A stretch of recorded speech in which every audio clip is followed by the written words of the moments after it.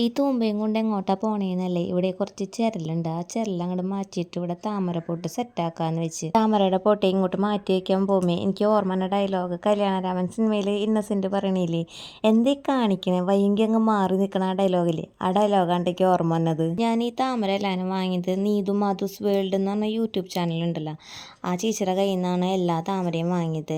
ഇനി 2 താമരയും കൂടിയും സെറ്റ് ചെയ്യാനുണ്ട്. അടുത്തുള്ള വീട്ടിലെ ചേച്ചി ഒരു വലിയ ട്യൂബർ തന്നിട്ടുണ്ട്, അതിൻ്റെ പേര് ശരിക്കും അറിയില്ല കേട്ടാ. പിന്നെ കഴിഞ്ഞ ദിവസം ഒരു മരം വെട്ടിയപ്പോൾ പോട്ട് പൊട്ടിപ്പോയില്ല, ആ താമര ഒന്ന് സെറ്റ് ചെയ്യണം. അതാണ് കേട്ടോ ഈ ചട്ടിയിലുള്ള താമര. ഇതൊരു ബൗൾ ലോട്ടസ് ആണ് കേട്ടോ. താമരയുടെ ട്യൂബർ സെറ്റ് ചെയ്യാൻ വേണ്ടി ഞാനിവിടെ ആട്ടിൻ കാഷ്ടവും ഉണക്ക ചാണകപ്പൊടിയും എല്ലുപൊടിയാണ് എടുക്കാറ്.